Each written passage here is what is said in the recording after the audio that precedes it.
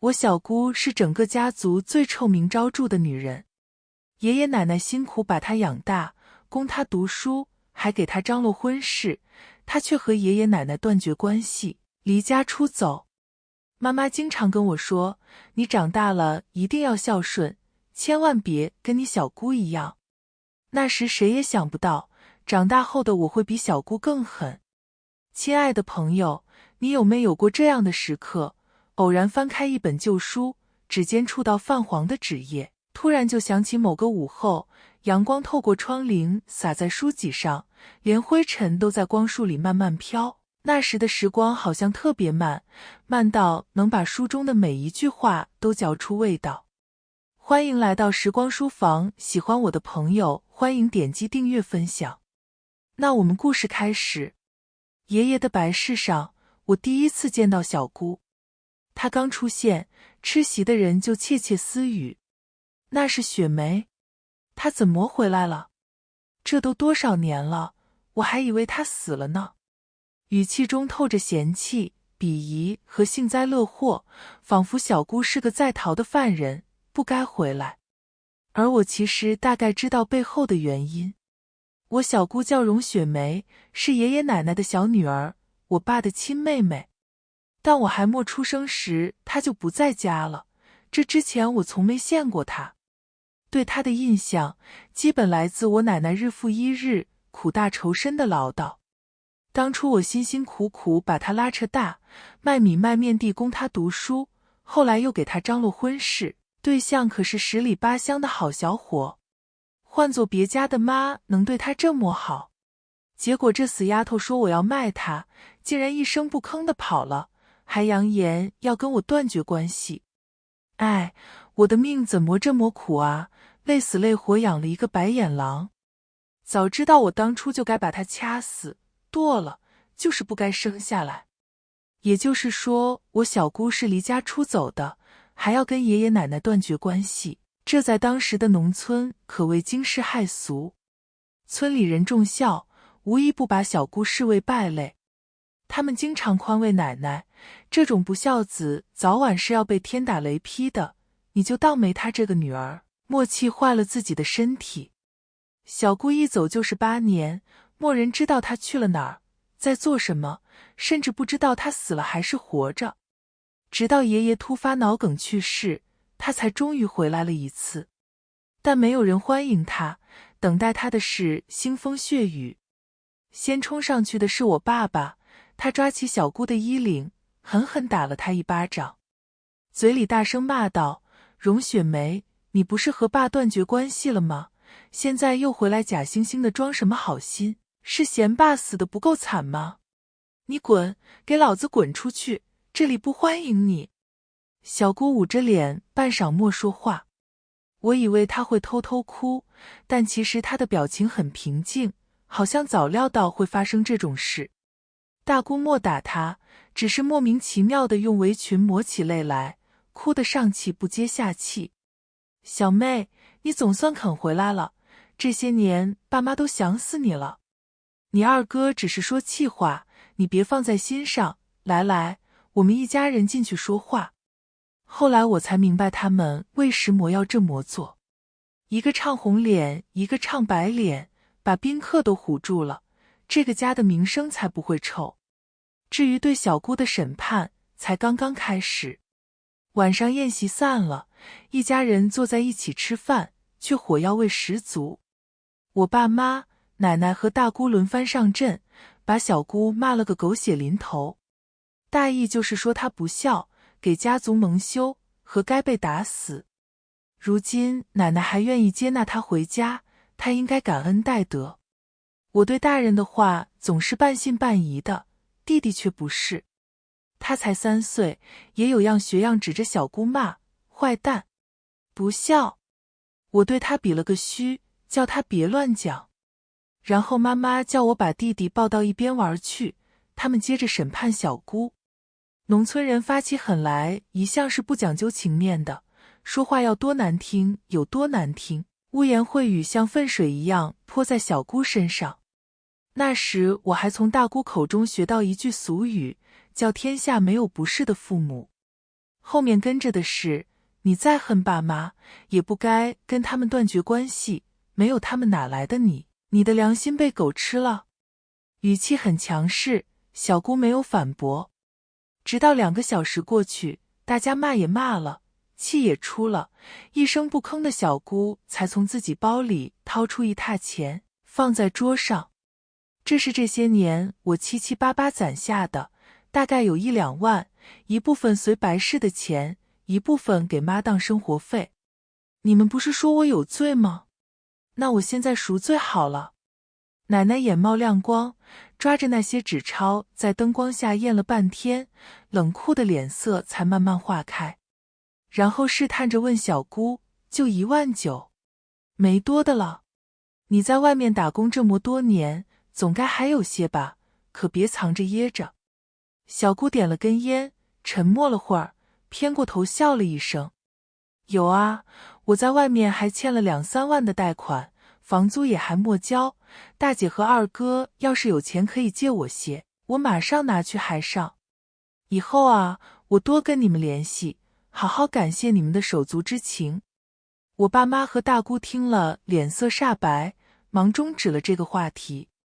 我们也不容易呢，小妹，哪能帮上你？妈，你也真是的，有1、2万已经够可以了，别逼小妹了。小姑缓缓吐出一口烟圈，冷冷看了他们几个一眼，就转身往楼上走去了。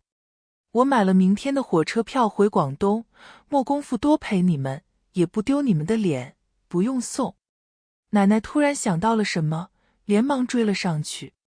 雪梅，你走的时候把我农行卡号和医保卡号抄一份，以后每个月不用记太多，有个2、3千就行。妈。砰！小姑把门关上了。刚刚还吵吵嚷嚷的客厅瞬间归于寂静。其实那个年代1万也算是不少钱了，我爸妈和大姑都捻着那纸币一张一张的看，暗暗嘀咕，看她穿那样也就是个厂妹，咋攒下这么多钱的，不会在外头干那种事吧。然后他们都突然收回手，好像那钱脏了一样。不过小姑走后，他们又毫不客气地把钱瓜分了，装了满满一口袋，挺搞笑的。小姑走的时候真的没有人送她，只有我大清早上茅房时瞥见了她的背影。天那么冷，我有些不忍，就穿上鞋追了出去，一边跑一边在背后叫她小姑姑。她背着双肩包，脚踩在清晨的泥巴路上，慢慢回过头，看向我的眼神带着点困惑。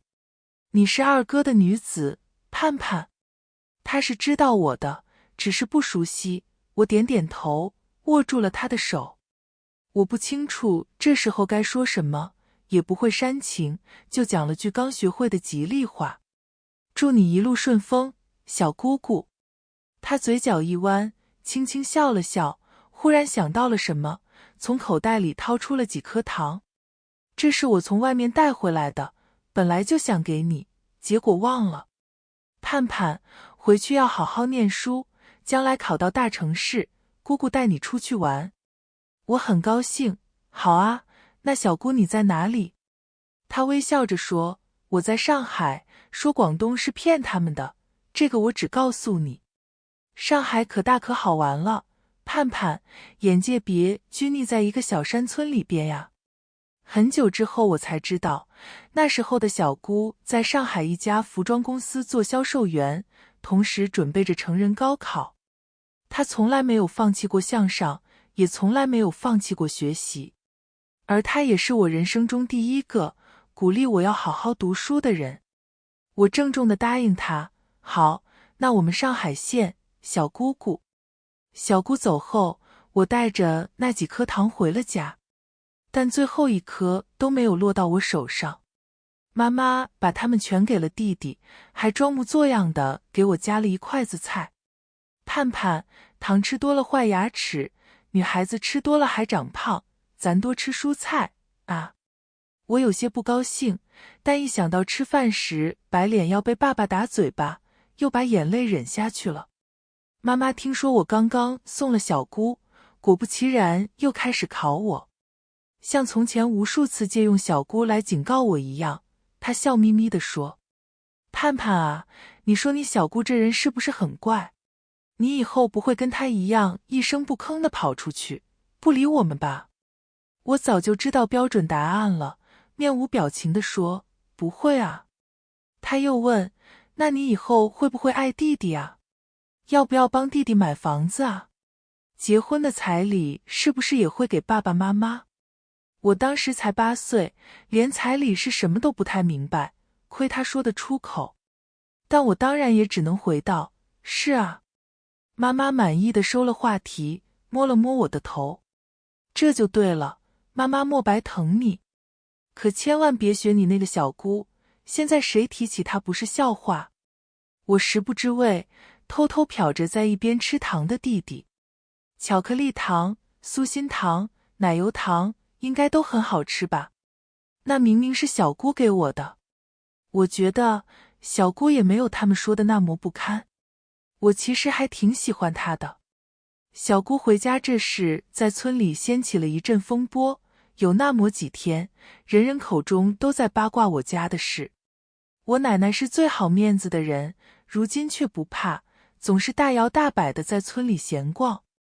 哎，我们女子回来给我拿了2、3万块钱，我还怪不好意思的。亲妈就是亲妈，她还是舍不得跟我断绝关系的，不劳有些人费心。一开始村里人不信，奶奶就缠着他们讲那天晚上的事情，说得红光满面，当然会夸大其词，还扬言从此小姑就改了，每个月都会给她打钱，会好好给她养老。她幻想了这么多，唯独不想想自己小女儿在外面过得艰不艰难，开不开心。但她很快就笑不出来了，因为她发现小姑又联系不上了。她给家里的电话号码是假的，根本打不通，也没再给奶奶汇过钱。于是奶奶又恢复到了咒骂她的状态，不孝女、白眼狼，出门被车撞死，生孩子没屁眼。我很不理解为什么会有当母亲的恨女儿恨到这个地步，但在不幸福的家庭中似乎是常态，就比如我们家。渐渐的我也大了，到了小升初的年纪。那时村里是不兴女孩子读书的，但9年义务制教育是硬性指标，我爸妈也没阻拦。后来我考得很好，是全县前几名，校长说我读镇上的初中可能屈才了，希望我去市里读。为此他还到我家拜访了整整3次。荣盼盼是村里这么多年来不可多得的人才，他很聪明很有悟性，只要你们家长舍得花钱培养他，他将来肯定有大出息。校长说的苦口婆心，我爸妈却不太懂。他们一个初中文凭，一个小学文凭，种了一辈子庄稼地，知道读书重要，却不知道女孩子读书有什么重要。我妈剥着豆子，语气讪讪：校长，你跟我开玩笑呢？女娃随便读个初中就能打工去了，有什么必要去市里那么多远的地方读？校长急了，一般人我也不会这么劝他，但盼盼真的很聪明，什么东西一学就会。他这样的脑子，以后要是读了大学，赚的钱可比去厂里打工的多得多。听到钱，我爸妈的表情才有了点波动。多得多，是好多啊。校长比了5根手指，我侄女读的师范大学，现在在市一中教书，1个月5000，还不加其他奖金和补贴。我爸妈不约而同地倒吸了一口气。当时我们全家1个月加起来的收入还不到2000。校长说，如果我想读，他可以托关系让我参加市一中的自主命题考试，以我的资质应该问题不大。如果排名较高，还可以申请免学费。我爸妈就被这样说动了，连夜找奶奶商量。那晚上我一直没睡好，心想我的未来可能就要因此改变了，既兴奋又紧张。可彻夜的等待之后，他们得出的结果是不能。原因是奶奶不让。她的思想比爸爸妈妈更为腐朽，觉得校长完全是在唬他，女娃读书本来就没啥出路。我原以为这不是不能解决的问题，既然家里什么都听奶奶的，那我就再想办法努力说服奶奶就好了。直到我听见他在背后偷偷说，他聪明，灰灰这个男娃岂不是更聪明？到时候你们把精力都放在培养灰灰上，让他赚大钱就是。至于盼盼，初中毕业去打工就行了，制衣厂1个月不也能赚几千，有啥子必要送他读好学校，白糟蹋钱？我浑身的血都快凉透了。原来他竟然打的这样的主意，而我的生父生母同意了。我哭过，闹过，甚至下过跪，也没有改变爸妈的想法。那之后我都不太敢看校长，觉得自己辜负了他的良苦用心。去镇上中学报名的那一天，我更是难受到了极点。因为就在同一天，我们班上的第2名去了市一中，他成绩比我差，都得到了这个机会。很久很久我才知道，虽然他不如我聪明，但他是独生子，倾全家之力托举的独生子。而我从弟弟出生的那一刻起，就失去了这种特权。妈妈似乎也对我有点愧疚，安慰我说，别太丧气嘛，盼盼，妈妈当年为了你几个舅舅默读初中，现在不也过得好好的吗？你大姑是家里最大的孩子，连小学都默读完就去打工了呢，后来不也嫁了个好老公，生了几个娃娃吗？是金子总会发光的，妈妈相信你能克服一切困难，你永远是最棒的。我当时已经12岁了，他还在把我当小孩子哄。为了家里的兄弟放弃受教育的机会，难道是他们的勋章吗？佩戴在自己身上不说，还要强行安在我头上。可我真的不想要这种人生啊！我念的初中是镇上最好的，但学生资质依旧参差不齐，且整体较为劣质。生源如此，没有办法。那时每天翻墙上网的，小树林约会的，打架斗殴的，甚至违法犯罪的，比比皆是。教室的风扇4个坏了3个，也迟迟不修，夏天热得要死。寝室挤了整整8个人，翻个身都嫌拥挤。我偶尔会反思自己是不是太过悲观了，过分沉溺在与市一中失之交臂的遗憾和痛苦中，以至于失去了前进的动力。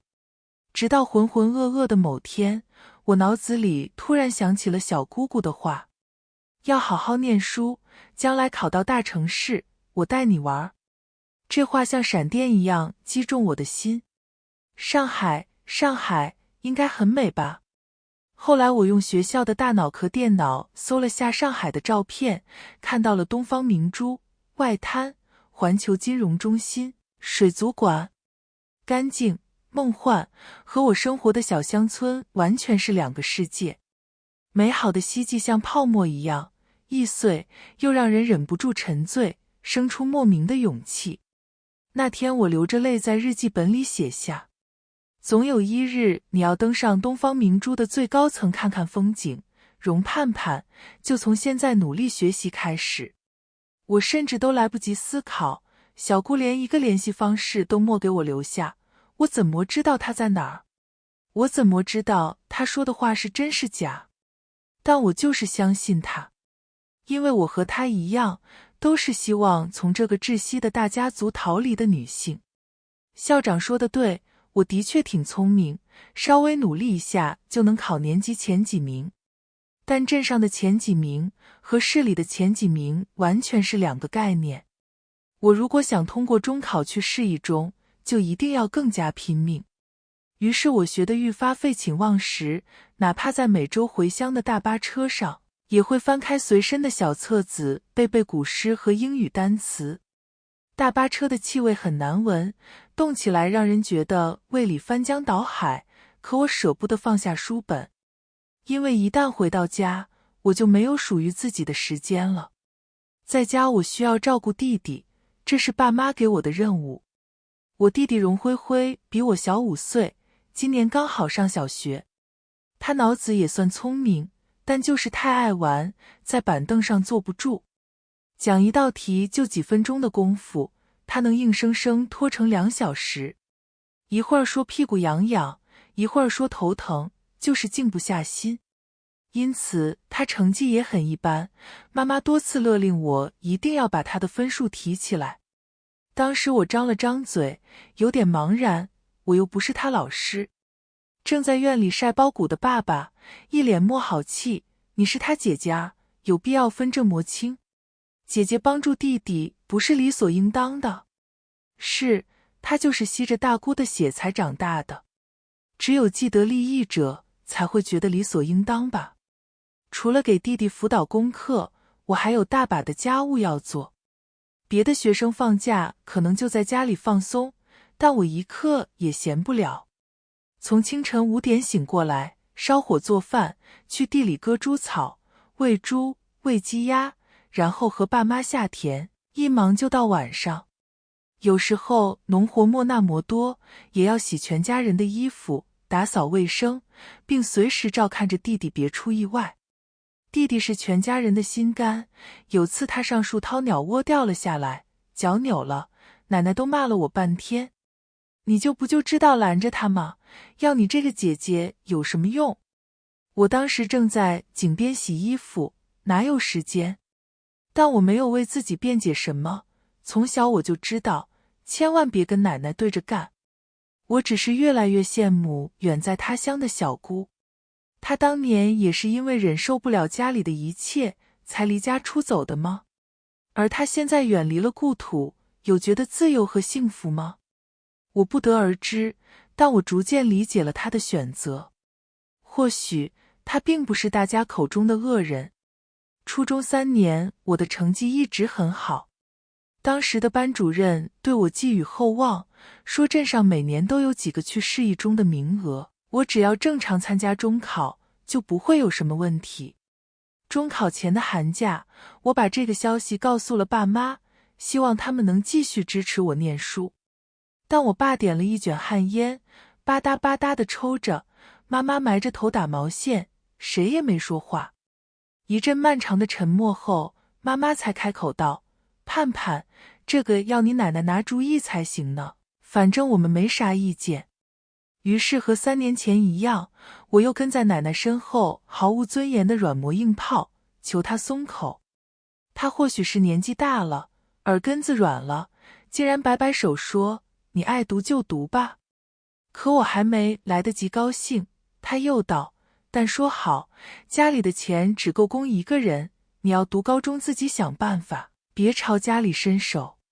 冬日的寒风打在我脸上，好像一个巴掌。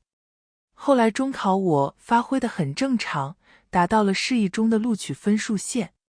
但因为目前交学杂费，爸妈都劝我，盼盼，要不就别读了吧，你也知道家里很困难。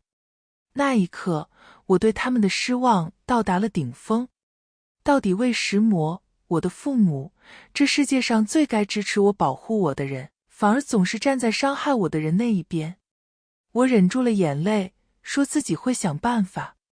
镇上在招暑假工，我拿着自己刚办的身份证找了份餐厅服务员的工作，每天从早上8点站到晚上9点，累得快要灵魂出窍。整整3个月后，我才勉强攒到高1的学费和部分生活费，一个人去了市一中报名。爸妈莫来送我，但背着奶奶偷偷给我塞了500块钱，叫我好好读书。我没拒绝，但收下的那一刻，心里也没有想象中的感动或者高兴。可能我已经慢慢过了需要父爱母爱的年龄。高1我过得很紧巴，市里的物价比镇上贵多了。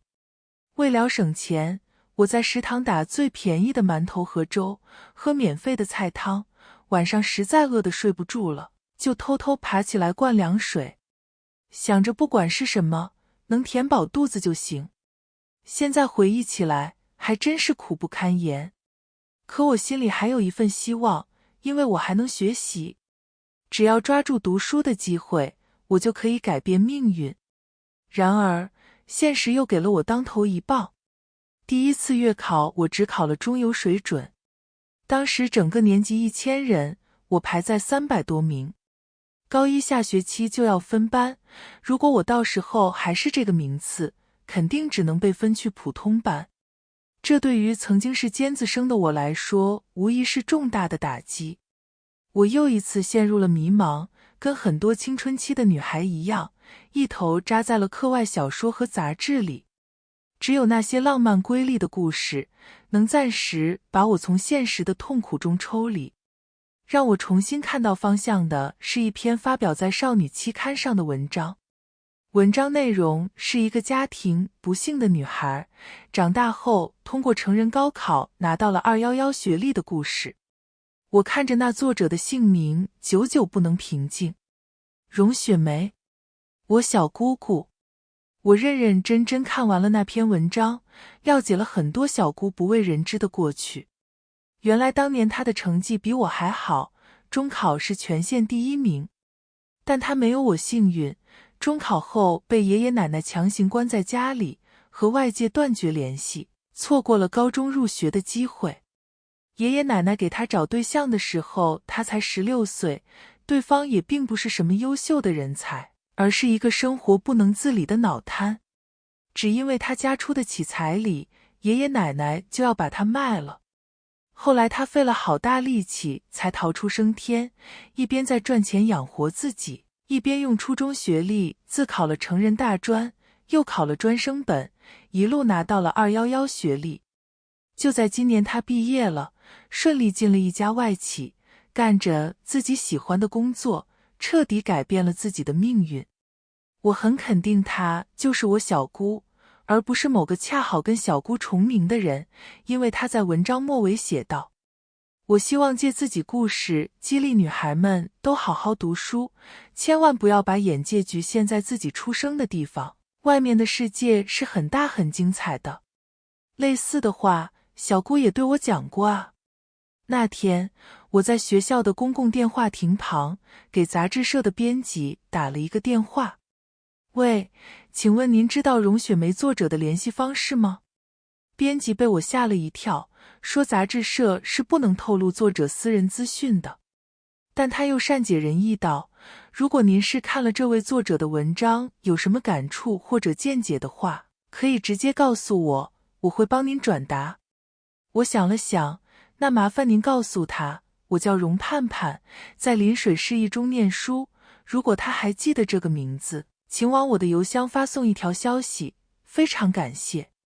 编辑不明所以，但仍记下了我的 QQ 邮箱账号，让我耐心等待。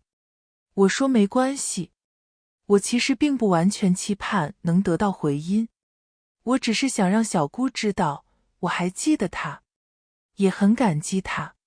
没想到3天后在微机课上，我真的收到了一条新邮件。更让我激动的是邮件的内容。亲爱的盼盼，真高兴能听见你的消息，更莫想到你都已经上高中了，时间过得真快。这些日子你过得如何？生活或学习上是否有什么烦恼或困难？请随时和我联系，这是我的手机号码 XXXX。小姑竟然没有忘记我，而且还愿意继续和我联系。我很快用公共电话亭拨了过去，这个号码是真的，对面接通了，响起一个熟悉而温柔的声音：喂，是盼盼吗？我嗯了一声，嗓子莫名有些哽咽。小姑，又过去整整8年了啊。我已在电话亭旁和小姑聊了很久，把这些年发生的事情七七八八讲了个遍。她说自己一切很好，但对我的遭遇表现得相当愤慨。你说家里不给你出学费生活费，她透着怒气，都过去这么多年了，他们怎么还是这副烂德行？我苦涩地笑了笑，没关系，早就不指望他们了。我只是很担心自己的成绩，不上不下的，也不知道该怎么学，有时对自己挺失望的。别难过，盼盼。小姑轻声安慰我。你知道魏石模开学考试你会比别的同学差吗？不是因为你不努力，而是乡镇的教育资源天然比不上城市，你在基础上就差了一些。更何况很多城市的学生暑假就在补课了，而你那时还在打工赚学费，能有现在这个名次已经很不错了。学习不是短跑，而是登山，比的是长期的坚持，能明白吗？他的话好像有治愈人心的力量，我感觉心里有个漏风的伤口，慢慢被棉花填补上了。其实人在痛苦无助的时候，最需要的不就是一句理解和支持吗？我只是孤独的太久了。我抹了抹湿润的眼角，认真的点头，明白了，谢谢小姑。你放心，我一定会好好学习的，就像当年的你一样。他微笑，小姑相信你做得到。之后我时常跟小姑联系，她从来不嫌我烦，还经常给我提供帮助，不只是言语上的，还有物质上的。生日那天，我收到了一个小姑寄来的包裹，包裹不大，里面的东西却相当珍贵。一大盒笔芯和一个精美的笔记本，一个鼓鼓囊囊的信封，里面有他写的手写信和整整2000元现金，一个 Hello Kitty 的翻盖手机，带着完好的电话卡和充电器。感受着它们沉甸甸的重量，我心里触动万分。小姑似乎生怕我不接受，还在信中详细解释了一番。盼盼，这些东西你都好好收下，不要推辞，将来还我便是。但若是不收，我可就当你不认我这个小姑了。文具是为了激励你好好读书，现金用来缓解你在生活上的压力，手机则做你我长期联络用。往后有什么需要的东西，都可以寻求我的帮助，不要客气。小姑对你没有别的期望或要求，唯愿你能坚持读书。读书虽不是唯一的出路，却是我们最好的出路。加油，等你的好消息。我对他的话深信不疑，这不是什么鸡汤，而是他打拼多年的经验之谈。我写了一封长长的感谢信，向他承诺，我会拼尽全力的，且永不放弃。有了小姑的帮助，我在学校过得滋润了很多。虽然远称不上富裕，但至少也达到了正常学生的水准。去食堂点得起肉蛋奶了，每顿都能吃得很饱，那种深入骨髓的饥饿感才终于慢慢褪去，身体在不知不觉间变得健壮，有劲儿了起来。我记得操场上有个跳远的刻度线，我之前只能跳到1.5米，但现在轻轻松松就能跳到1.7米。也不知道是长高了，还是力气变大了，亦或两者都有。更让我惊喜的是，随着身体状况的好转，我的精气神也回来了。上课时不会再有晕晕乎乎的感觉，反而头脑清晰，思维敏捷，状态达到了开学以来的最佳。每次随堂小测和周考，我都能看见自己细微的进步。虽然有可能只是那么几分几名，但日积月累下去，就是水滴石穿的质变。终于到高一上学期期末考的时候，我的名次升到了全年级207名。按照班主任所说的划分标准，下学期排名200以内者可以进入尖子班。我离目标已经不算远了，但现在摆在我面前的还有另一个问题，选择文科还是理科。那时学校有一个流行的论调，文科适合女生，理科适合男生。理由是男生理性，逻辑思维强，女生较感性，逻辑思维弱，适合的专业方向就各有不同。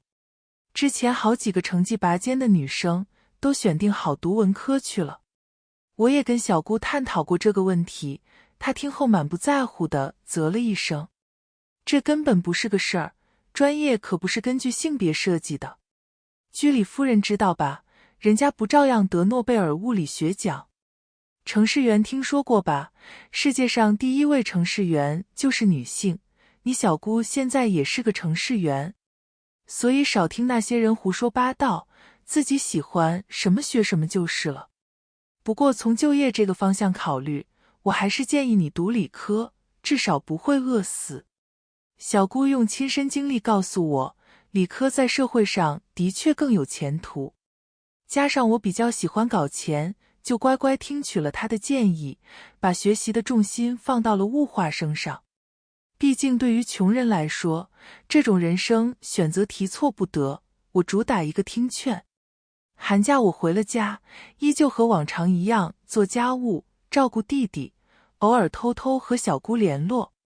家里人从不把注意力放在我身上，压根不在乎我每天做了什么，也就没人发现我和小姑的秘密。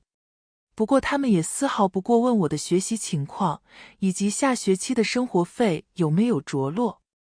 愈是感受到他们的冷漠和凉薄，我就是愈是觉得小姑的出逃真的是对的。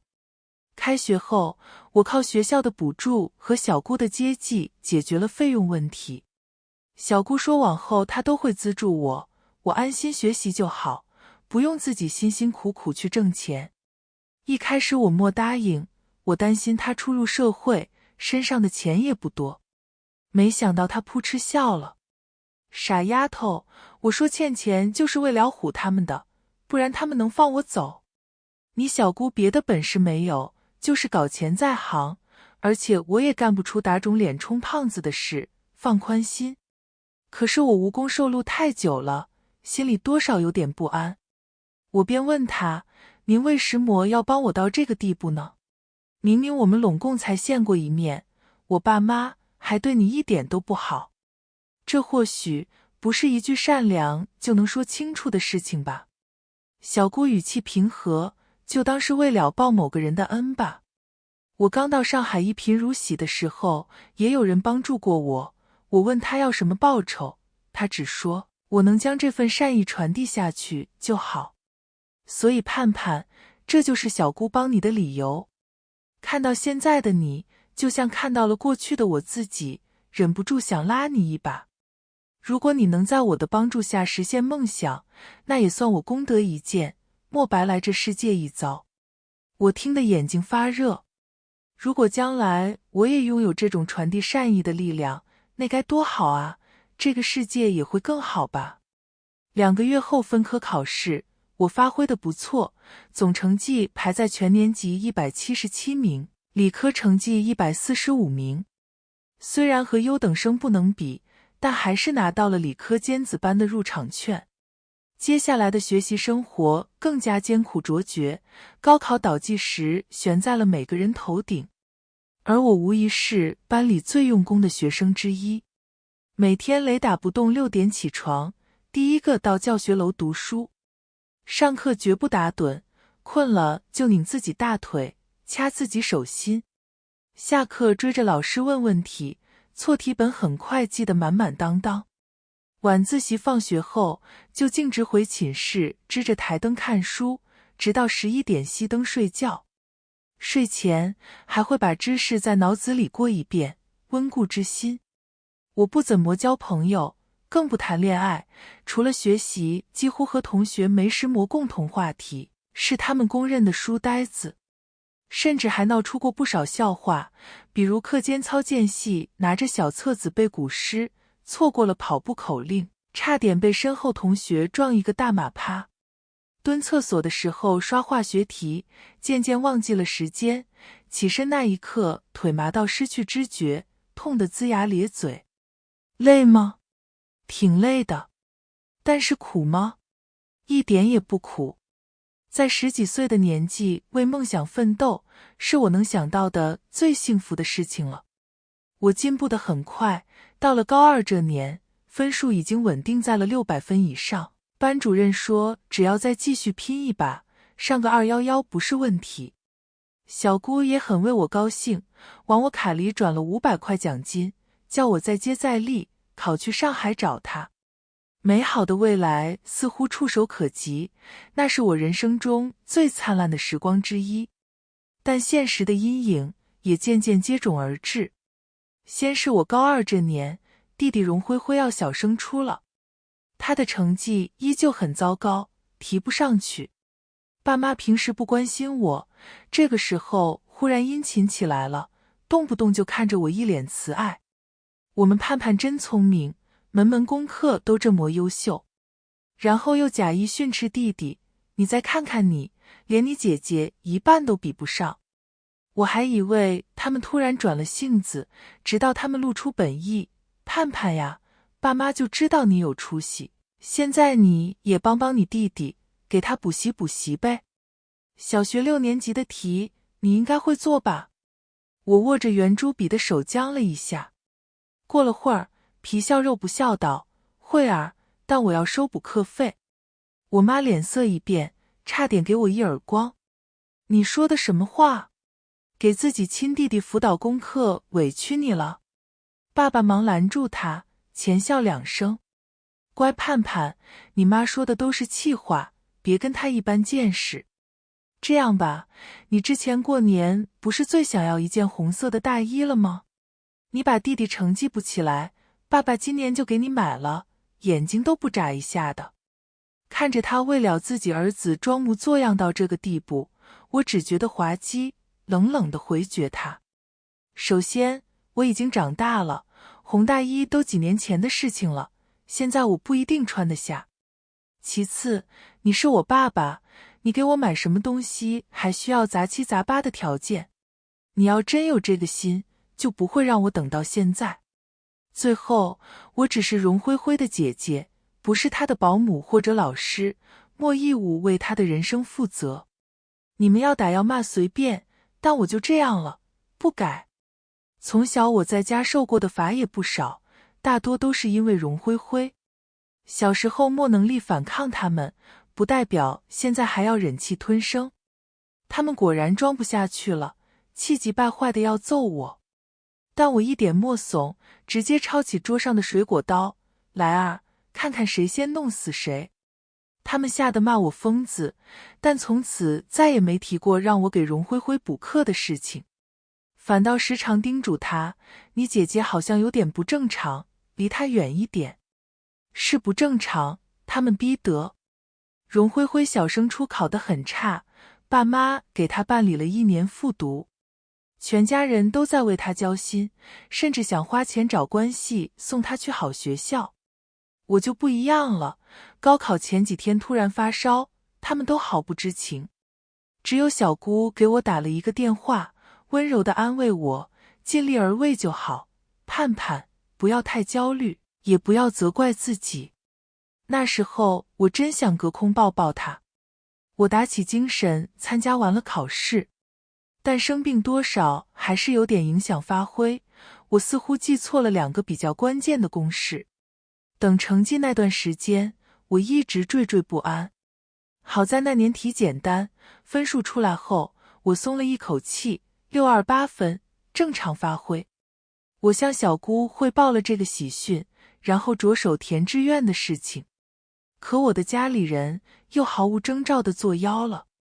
爸妈突然把我关在了家里，不让我出去。盼盼，你听话，有高中学历去打工也够了。我们联系了你隔壁二狗哥，下个月他带你一起去广东制衣厂。二狗哥还记得吧？人家初中毕业就打工去了，现在1个月赚不少呢。我差点疯了，简直不敢相信自己的耳朵。凭什么？我考了628分，你们知不知道628分能报多少好学校？我为啥子要跟他去制衣厂？你们以前不帮我就算了，为什么这个时候还要反过来害我？你们还有没有最基本的良心？奶奶瞥了我一眼，冷笑着锁上我的房门。就凭你命不好，托生在了我们家。当年你小姑成绩也好，还不是默读高中，都是活该。我一口气冲上脑门，一边踹门一边咒骂他。老不死的，你脸都不要了，好意思提我小姑？你千万别让我出去，不然我掐死你。他们没理我，就在外面商量起了送我和二狗哥南下打工的事。二狗哥本来还有点犹豫，盼盼考得这么好，为啥要去吃工厂的苦？这么高的分，我连做梦都不敢想。老太婆笑得殷切，她一个女娃读书出来也没啥用，不如早点赚钱。而且你不是一直喜欢盼盼吗？就在那边培养培养感情，再回来结婚生娃多好。然后王二狗就答应了。我快恶心吐了。王二狗这人从小就爱欺负我，掀我裙子，扯我头发，撕我作业，跟喜欢扯得上半毛钱关系。老太婆当初想毁了小姑，现在又想毁了我，真亏她以前说得出小姑对不起她这话。到晚上，我勉强冷静了下来，悄悄联系了小姑。我简要说明了情况，拜托她先帮我填报一下志愿，无论怎么样，这件事情不能耽搁。别的，我再自己慢慢想办法。消息发出去的那一刻，我心里很难受。都这个时候了，我竟然还在让小姑操心。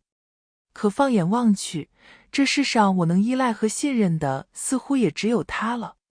小姑很快回复了我，志愿的事情不要担心，我在电脑上帮你操作，你把考生号和身份证号发给我就行。另外，这些天不要跟他们对着干，先让他们放松警惕，我会在他们送你走之前来接你，到时候记得提前拿好你的身份证跟户口本。不要心慌，也不要心软，我当年可以逃出来，那么你也可以。我盯着小小的手机荧幕，眼泪不住地流。我想我就是倾尽一切，也不可能还清小姑对我的恩情。小姑把我的志愿填在了上海，专业是我感兴趣的物理和化学。我在家则扮演着一个放弃反抗的乖女儿角色，爸妈逐渐不再那么提防我，偶尔允许我出门走走，不过仅限于从门口到前院的距离，跟拴着条狗没什么两样。王二狗来找过我，神色是掩饰不住的兴奋。盼盼妹子，等我们一起去了广州，我带你吃肠粉，看广州塔，可好玩了。过2年咱就结婚，先生儿子后生女儿，一家人和和美美的。我指甲嵌进了掌心，努力忍住给他一拳的冲动。和和美美，他倒挺会做梦。出发的日子一天天逼近了，每个人脸上都喜气洋洋的，只有我越来越不安，每天要把小姑发的资讯翻出来看800遍才睡得着。我15号当天早上5点在门口等你，你带着身份证、户口本和其他贴身的东西溜出来，千万别让他们发现，然后我带着你去上海。我知道自己只有这一次机会，失不再来。8月15日清晨，我醒得很早，即便是夏天，此时天也才蒙蒙亮。我轻手轻脚地下了床，又下了楼，每一步都走得小心翼翼。从房间到门口这10几米的距离，忽然漫长的像是去西天取经。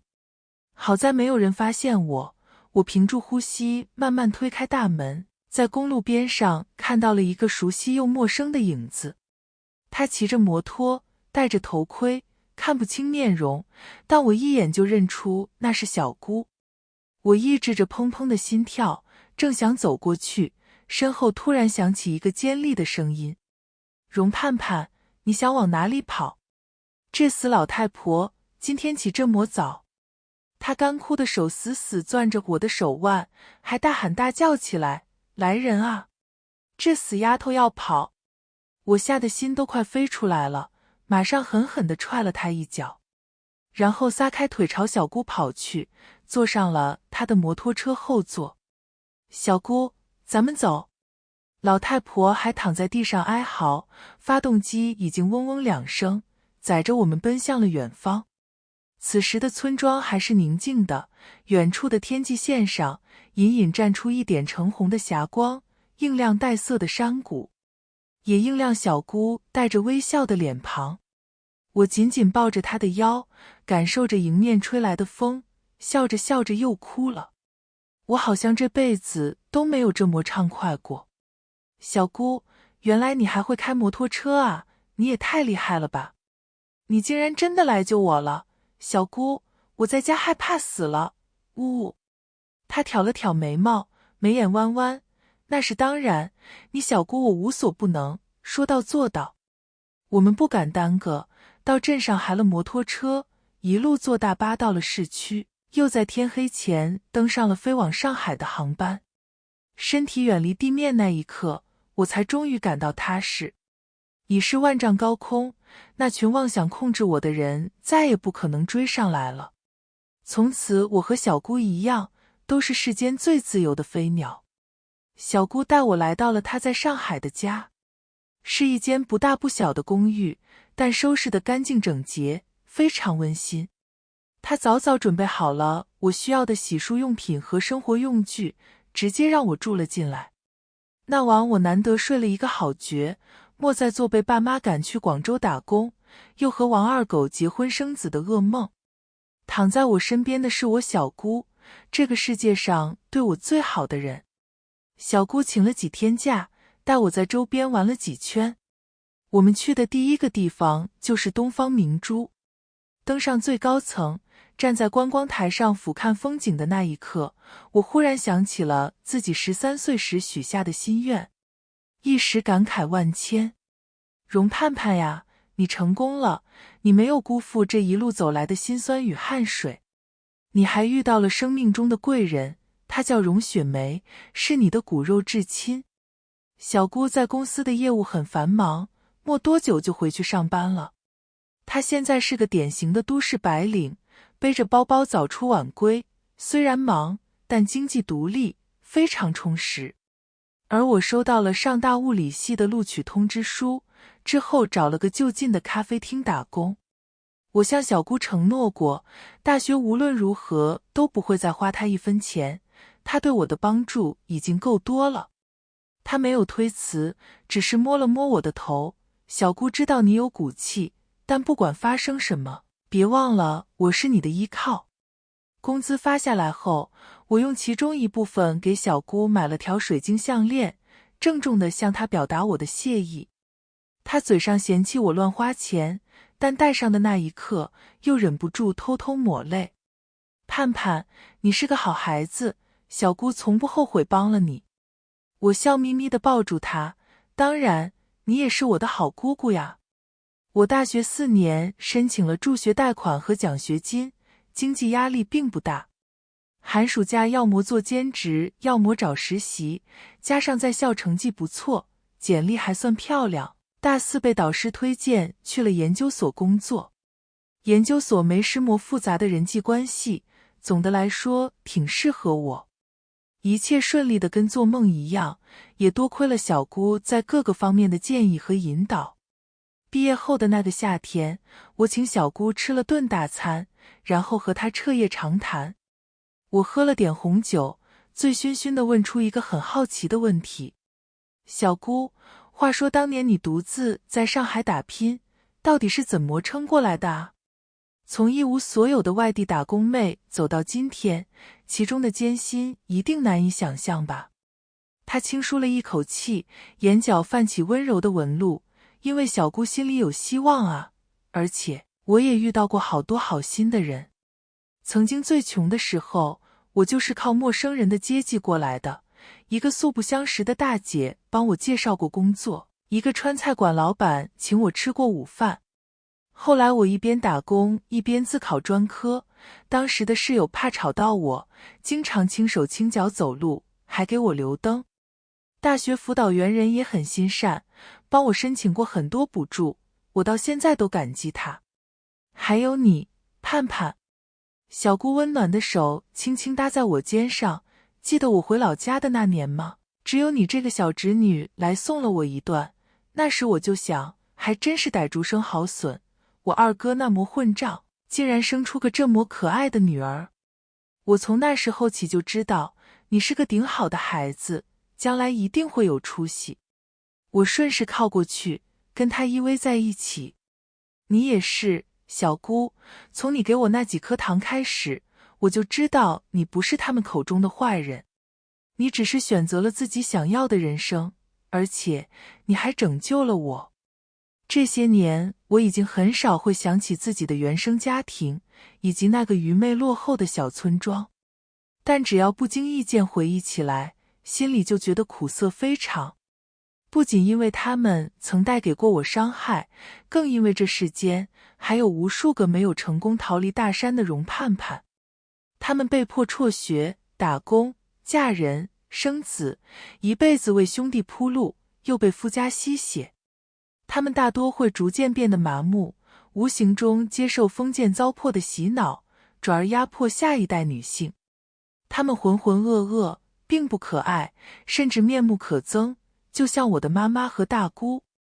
但我始终觉得，这本不该是他们的命。工作几年后，我还清了欠小姑的钱和助学贷款，开始资助一些乡村女童。她们和当年的我很像，出生在贫穷恶劣的环境下，却长着渴求知识的眼睛。